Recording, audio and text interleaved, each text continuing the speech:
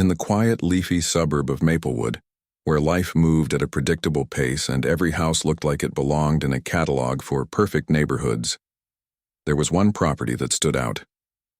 Nestled among rows of cookie-cutter homes, with their neatly trimmed lawns and freshly painted shutters, was an old Victorian house. It wasn't just different, it was different. The kind of different that made people glance twice, whisper behind hands, or shake their heads disapprovingly as they drove by. The house itself was a relic from another time, with its intricate woodwork, towering gables, and stained glass windows that shimmered faintly in the sunlight. It seemed almost alive, like it had stories to tell if only someone would stop and listen. And those stories? They were endless. Built in the late 1800s, the house had survived wars, economic downturns, and countless owners who left their mark on its walls, literally and figuratively. Its sprawling front porch still bore faint traces of paint colors chosen by long-forgotten residents, and inside, layers of wallpaper hid secrets written decades ago. But this house wasn't owned by some faceless corporation or forgotten estate waiting to be demolished. No, it belonged to Emma Carter, a soft-spoken artist in her late 30s who had inherited it after her grandmother passed away. To Emma, the house wasn't just four walls and a roof. It was home. More than that, it was a connection to her, family's past, a tangible link to generations of Carters who had laughed, cried, argued, and loved within its creaky halls. Every corner held memories, every room whispered echoes of days gone by. For Emma, preserving the house wasn't just important, it was essential.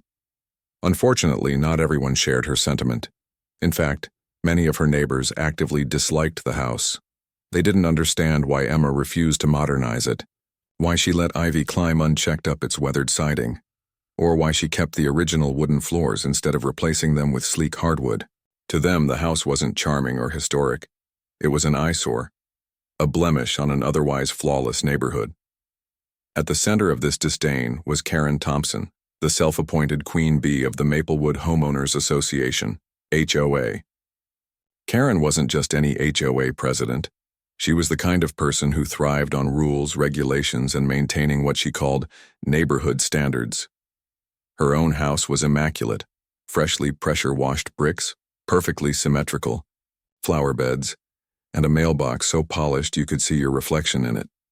She took pride in ensuring that everyone else fell in line too.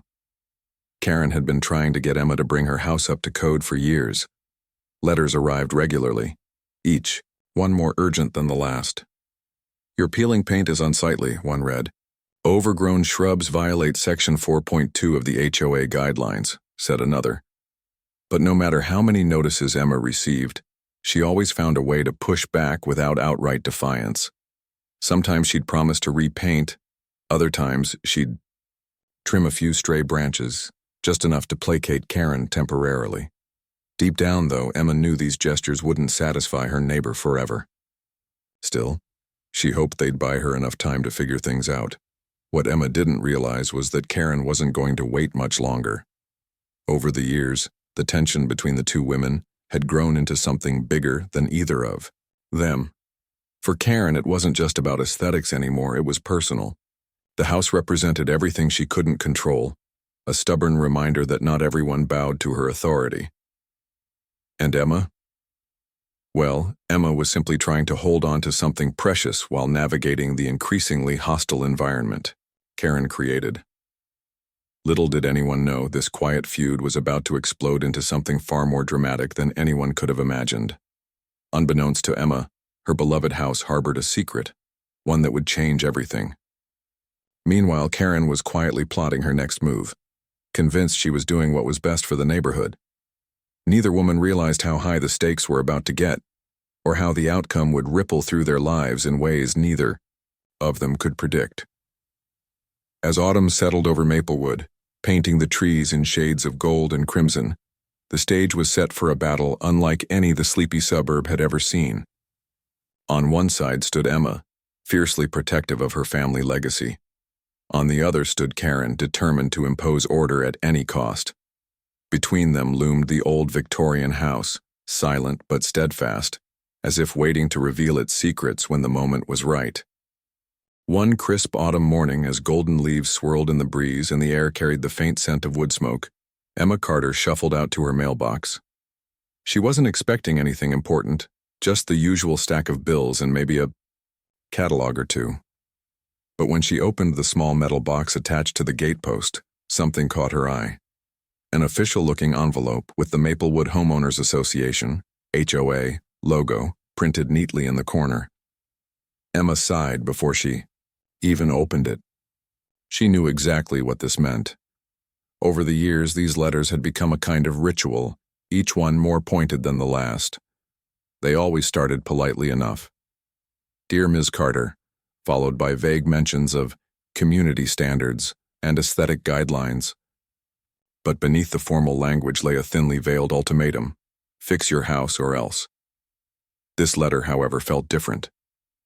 As Emma unfolded the single sheet of paper inside, her heart sank. The tone was sharper, more urgent. It listed a litany of offenses: peeling paint along the eaves, overgrown shrubs obscuring the front windows, a roofline deemed architecturally inconsistent with the rest of the neighborhood.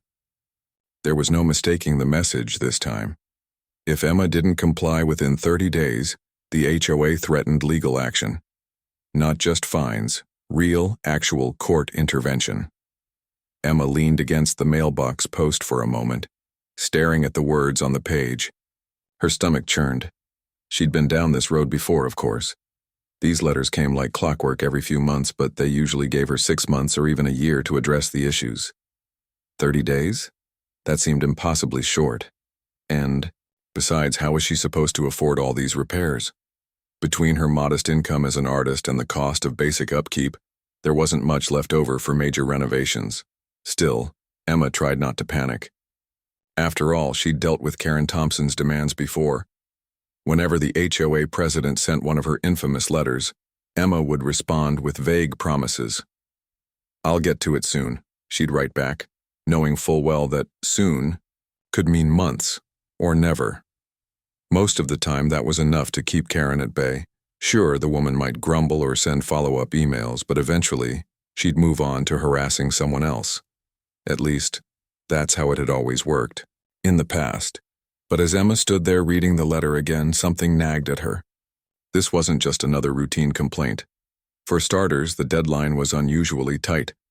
Then there was the mention of legal action, something Karen had hinted at before but never explicitly threatened. And finally, there was the tone. Where previous letters had been firm yet polite, this one bordered on hostile. Words like non-compliance and immediate resolution jumped off the page, leaving little room for negotiation. Emma folded the letter carefully and tucked it into her pocket. She glanced up at her house, its faded blue siding glowing softly in the morning light. Despite the criticisms, she couldn't help but smile. To her, the peeling paint wasn't a flaw, it was character. The overgrown shrubs weren't messy, they were wild and free. Even the crooked roofline, which Karen so despised, added charm to the place. It wasn't perfect, sure, but neither was life. And honestly, Emma liked it that way. Still, she couldn't ignore the gnawing feeling in her gut. Something about this letter felt off. Maybe it was the timing. Autumn was always busy for her. Between art shows, commissions, and preparing for winter, she barely had time to breathe. Adding home repairs to the mix seemed impossible. Or maybe it was Karen herself. Over the years, Emma had learned to read between the lines of her neighbor's actions. This letter didn't feel like Karen's usual bluster. It felt calculated, deliberate, like she was building a case. As Emma walked back toward the house, she noticed movement across the street. Through the gaps in the hedges, she spotted Karen Thompson standing on her perfectly manicured lawn, talking animatedly with another neighbor. From this distance, Emma couldn't hear what they were saying, but she could guess. Karen's arms flailed dramatically as she gestured toward Emma's house, her expression a mix of frustration and triumph. Whatever scheme she was cooking up, it clearly involved more than just a strongly worded letter. Emma hesitated for a moment, debating whether to confront her right then and there. But she quickly dismissed the idea. Confrontation wasn't her, style, and besides, she didn't want to give Karen the satisfaction of seeing her rattled.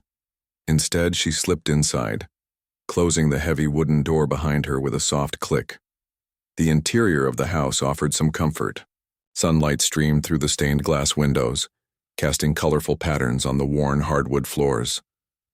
The faint smell of lavender lingered in the air, a remnant of the candles Emma burned while painting late into the night.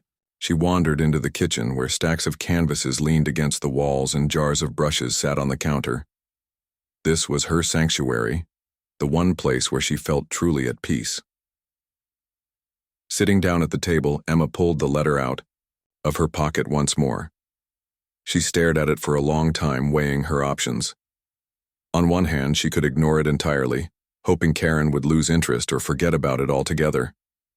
On the other hand, doing nothing might only make things worse. If Karen really did take legal action, Emma could find herself in serious trouble.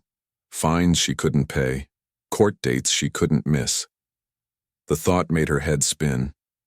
Just then, her phone buzzed on the countertop. It was a text from her best friend Lisa, who lived a few towns over. "Hey, how's life in historic Maplewood?" the message read. "Still fighting the good fight against HOA tyranny?" Emma chuckled despite herself. Lisa had heard plenty of stories about Karen over the years, and often joked about starting a petition to have her removed as HOA president. Emma typed back a quick reply. "Worse than ever. Just got another letter. Deadline's 30 days this time." Lisa responded almost instantly. "Yikes. What are you gonna do?" "I don't know," Emma admitted, tapping out the words slowly. "Probably stall like usual, but something feels different this time." There was a pause before Lisa replied. "You think Karen's actually serious?" "I'm not sure," Emma wrote. "But I can't shake the feeling she's planning something big." Lisa's next message came with a string of laughing emojis. "Well, if she tries anything crazy, let me know. I'll bring snacks and moral support." Emma smiled at the screen, grateful for her friend's unwavering loyalty. Still, deep down she couldn't shake the unease creeping into her thoughts. Lisa's joke about Karen going crazy struck a chord. What if Karen was planning something drastic? What if ignoring the letter wasn't enough anymore? Over. The next few days, Emma kept a close eye on her neighbors. She noticed subtle changes that confirmed her suspicions. Karen spent more time than usual patrolling the streets, clipboard in hand, jotting notes about various properties. Other members of the HOA began appearing on Emma's block more frequently, exchanging hushed whispers as they passed her driveway. Even the normally friendly mail carrier seemed hesitant to linger near her mailbox. It wasn't paranoia, it was reality. Something was brewing, and Emma was smack in the middle of it. The question was, what exactly did Karen have planned, and how far was she willing to go to enforce her vision of perfection? For now, Emma decided to play it cool.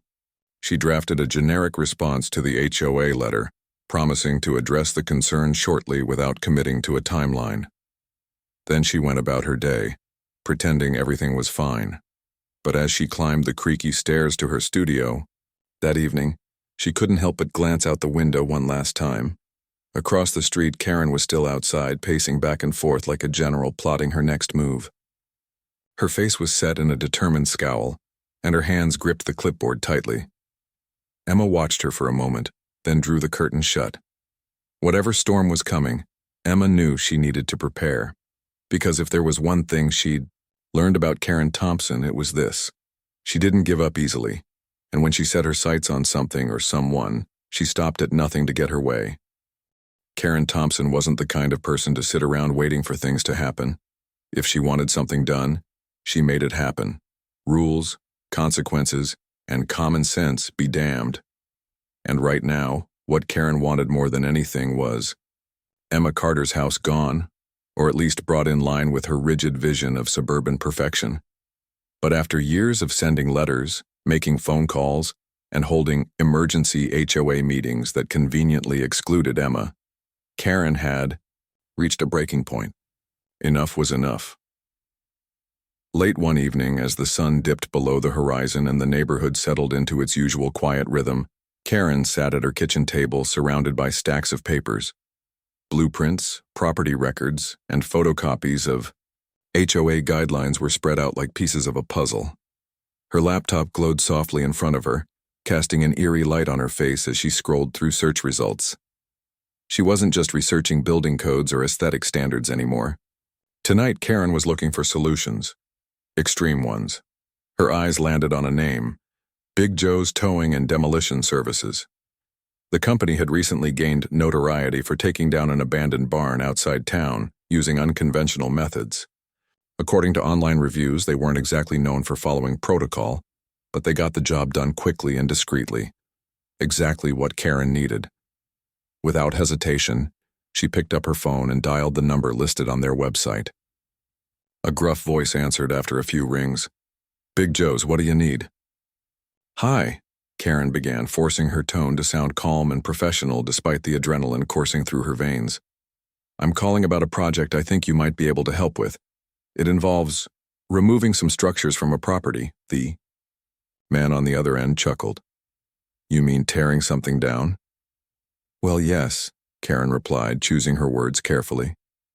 "There's a carriage house on my neighbor's property that's in serious disrepair. It's become a safety hazard and the owner hasn't done anything about it despite repeated requests. I'd like to have it removed before it causes any real damage." There was a pause on the line. "And you're sure the owner won't mind us coming in?" Karen hesitated for only a fraction of a second. "Let's just say this is being handled. Under special circumstances, everything will be above board, don't worry." The man laughed again, clearly amused. "Lady, if you're paying, we don't ask questions. Just tell me when and where. After finalizing the details, a hefty deposit, a midnight start time, and strict instructions to keep things low-key." Karen hung up, feeling a surge of satisfaction. For the first time in months, she felt like she was finally taking control of the situation. No more waiting for Emma to comply. No more begging the HOA board to back her plans. This was direct action, and it was going to work. Meanwhile, across the street, Emma remained blissfully unaware of what was coming her way. Life had returned to its usual pace after the arrival of the ominous letter. She spent her days painting in her studio, experimenting with bold colors and abstract shapes inspired by the changing leaves outside her window. At night, she curled up with a book or sketched ideas for future projects. The looming deadline from the HOA still weighed on her mind, but she pushed it aside, telling herself there was plenty of time to figure things out later. That same evening, Karen took matters into her own hands to ensure everything went smoothly. She called a handful of trusted HOA members, spinning a tale about how Emma's negligence had forced them to act. "It's for the good of the neighborhood," she insisted, her voice dripping with conviction. "If we don't step in, that eyesore will only get worse. Property values will plummet. Is that really what we want?" To her surprise and relief, most of the people she spoke to agreed. Some even offered to help cover the costs, eager to see the problem resolved once and for all. Emboldened by their support, Karen finalized the arrangements and prepared for the big night. At 11:45 p.m., a large tow truck rumbled down the empty streets of Maplewood, its headlights dimmed to avoid drawing attention. Behind it trailed a smaller flatbed truck loaded with tools and equipment. The vehicles parked a block away from Emma's house, their engines idling quietly as the crew double-checked the plan. Big Joe himself climbed out of the cab, stretching his arms and surveyings. "The darkened neighborhood, this the place?" he asked, nodding toward the Victorian house visible in the distance. Karen nodded briskly, clutching her clipboard like a shield. "Yes, that's it. Start with the carriage house in the backyard. Once that's out of the way, we can assess the rest." Joe raised an eyebrow. "You sure about this? Looks kinda old school. Might be worth saving." "Trust me," Karen snapped, her patience wearing thin. "It's not worth anything, just do your job." With that, the crew sprang into action. They crept through the shadows, careful to avoid setting off any motion-activated lights. Within minutes, the massive crane was positioned behind the carriage house, its hook latching onto the fragile roof. The structure groaned under the pressure but held, for now. Inside the main house, Emma slept soundly, oblivious to the chaos unfolding just a few yards away. Her dreams were filled with vibrant landscapes and swirling colors, far removed from the reality of what was happening outside. She didn't hear the creak of the gate as the workers slipped into her yard, nor the metallic clang of tools against wood. She certainly didn't notice the faint vibrations rippling through the ground as the crane began to pull. Back on the sidewalk, Karen watched with a mix of excitement and nervous energy. Part of her felt guilty. After all, this was someone else's property, but she quickly pushed those thoughts aside. In her mind, she was doing the right thing. The neighborhood would thank her later. History would vindicate her. And Emma? Well, maybe this would finally teach her a lesson about responsibility. As the first section of the carriage house collapsed with a deafening crack, Karen flinched but quickly regained her composure. The noise echoed through the silent night, startling a few nearby dogs and causing lights to flicker on in neighboring homes. But Karen didn't care. She was too focused on the task at hand, too consumed by the thrill of seeing her plan come to life. Little did she know, her actions were about to set off a chain reaction that neither she nor anyone else could have anticipated. Unbeknownst to Karen, the very house she was so desperate to change held secrets far greater than she could imagine. Secrets that would soon turn her world upside down and leave the entire neighborhood talking for months to come. The first rays of sunlight filtered through Emma Carter's bedroom curtains, casting a soft golden glow across the room. It was Saturday morning, and for once she had no plans. No commissions to finish, no errands to run, just a lazy day ahead, spent sipping coffee and maybe working on a new painting. She stretched lazily under the covers, relishing the quiet stillness of the house around her. But that stillness didn't last long. As Emma padded downstairs in her pajamas, clutching a steaming mug of coffee, she froze mid-step. At first she thought she was dreaming. The sounds coming from outside were unmistakable.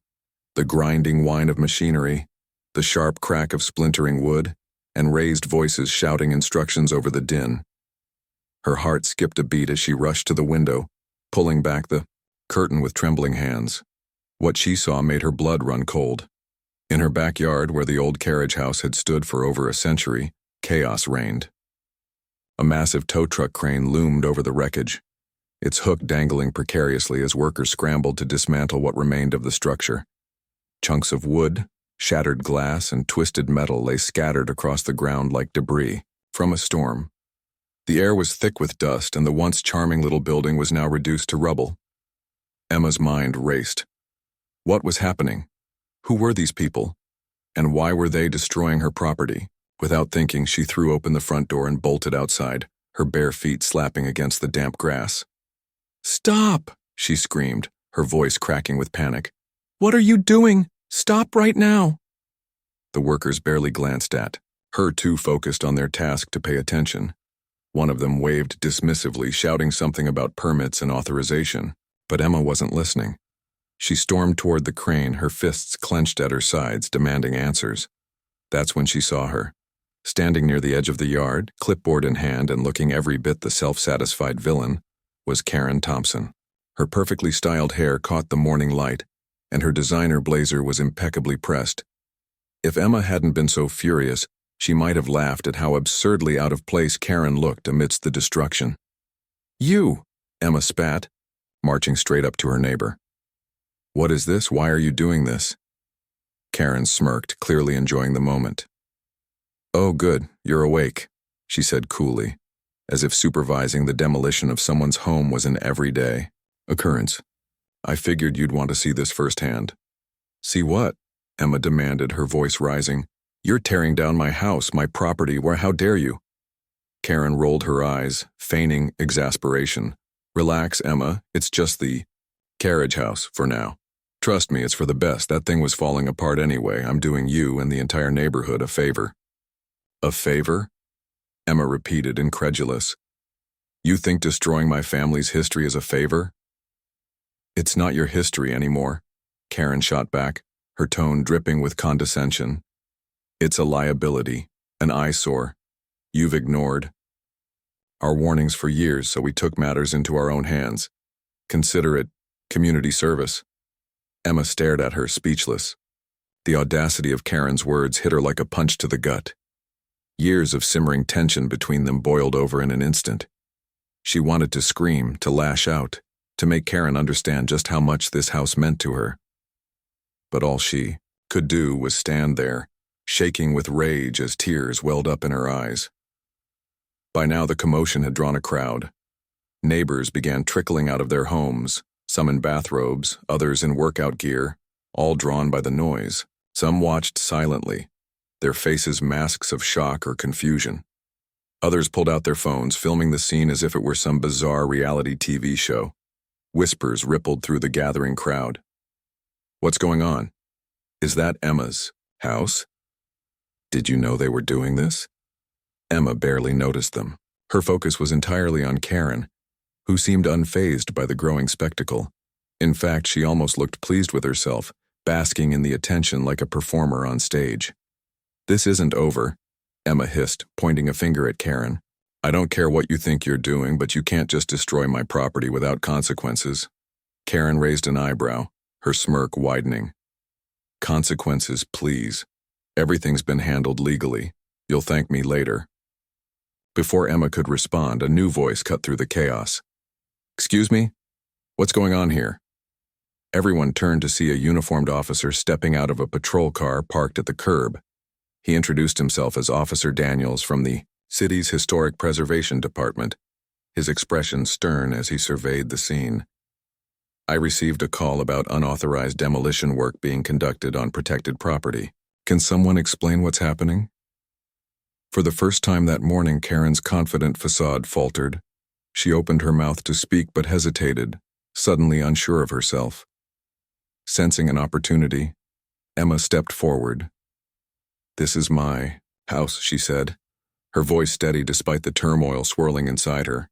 "And those people," she gestured toward the workers and the crane, "are tearing it apart without my permission. I have no idea why they're here or who sent them, but this is completely illegal." Officer Daniels nodded, jotting notes on a small pad. Then he turned to Karen. "Ma'am, are you responsible for this?" Karen stammered, clearly caught off guard. "Well, yes, but it's not what it looks like. The HOA authorized this. We're fixing a safety hazard. Surely, you can see that." The officer frowned, glancing at the wreckage before turning back to Karen. "Do you have any documentation proving this property is unsafe, or that you had permission to begin demolition?" Karen fumbled with her clipboard, flipping through papers frantically. Well, not exactly, but that's what I thought." Officer Daniels interrupted. His tone hardened. "Ma'am, this property is listed as a protected historic site. Any alterations require special permits from the city. What you've done here constitutes a violation of federal preservation laws." The color drained from Karen's face as the weight of his words sank in. Protected historic site, federal laws. None of this had been part of her plan. She had assumed the house was just another old building, ripe for modernization. Now, faced with the reality of what she'd done, she looked pale and shaken. Emma, meanwhile, felt a mix of emotions washing over her. Relief, anger, and something else she couldn't quite name. Relief because the demolition had been stopped before further damage could be done. Anger because Karen had gone so far as to hire strangers to invade her home. And curiosity.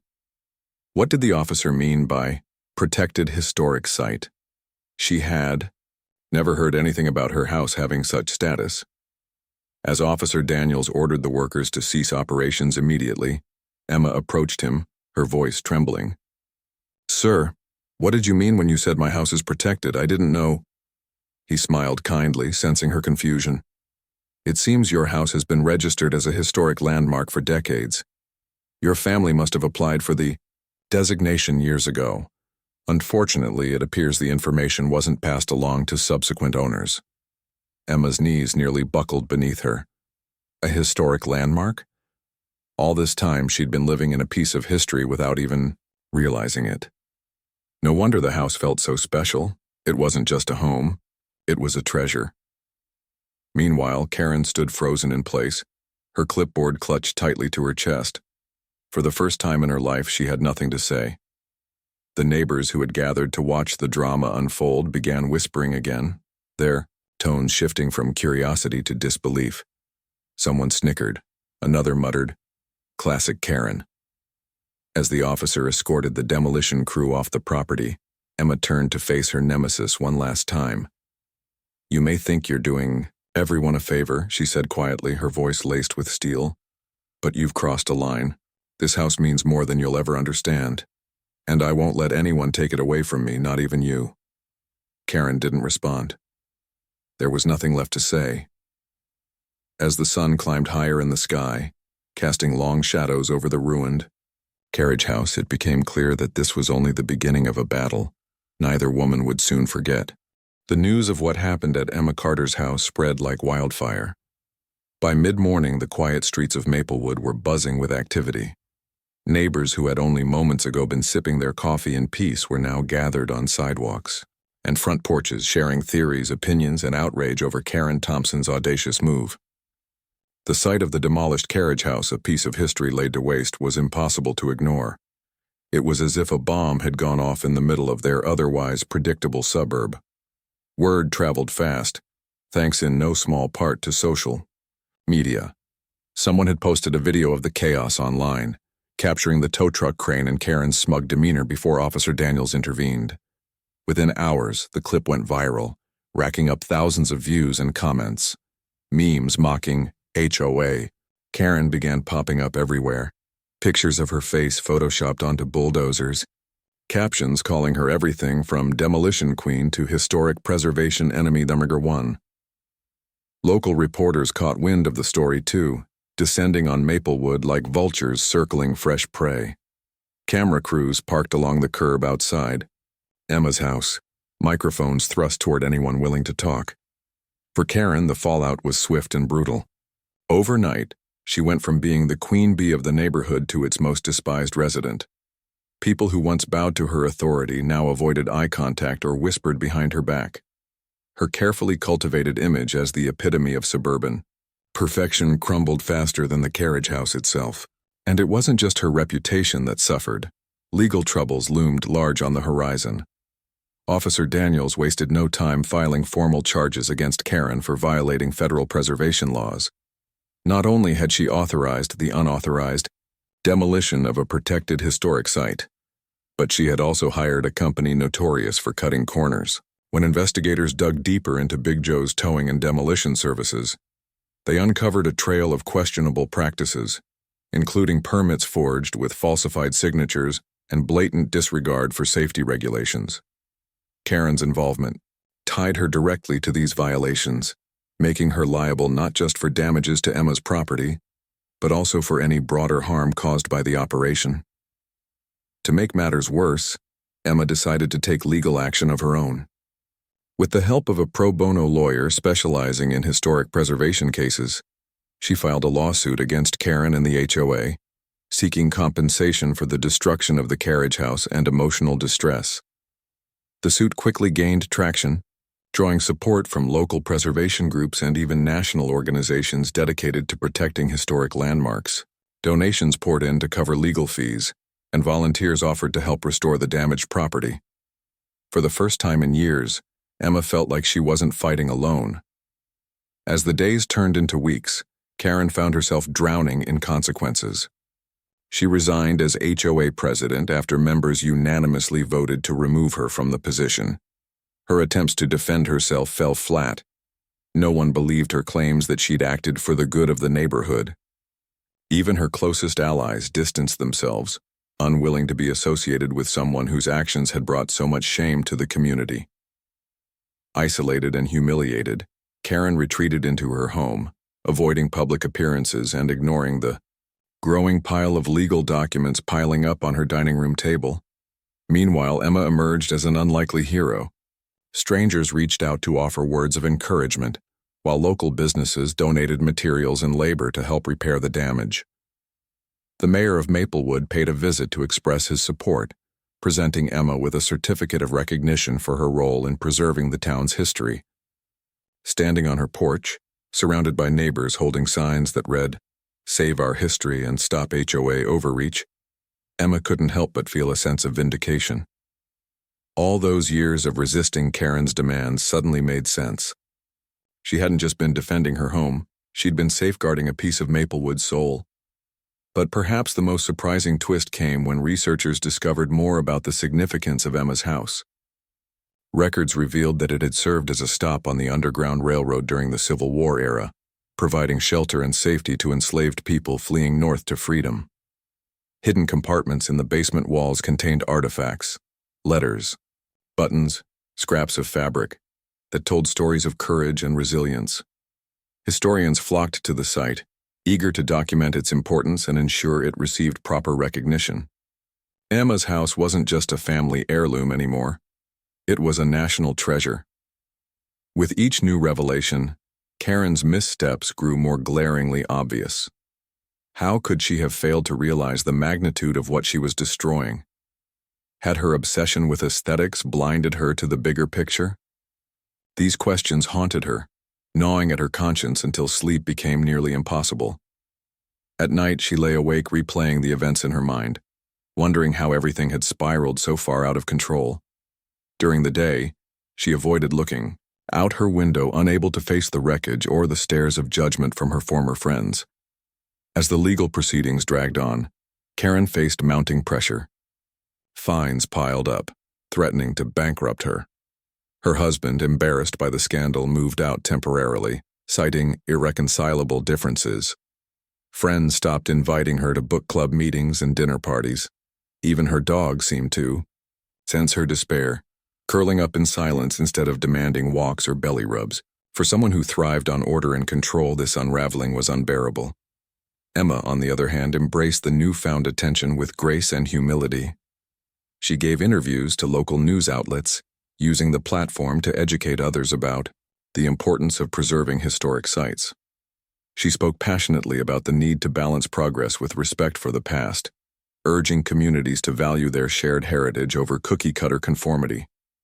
Her words resonated deeply, inspiring similar movements in nearby towns and cities.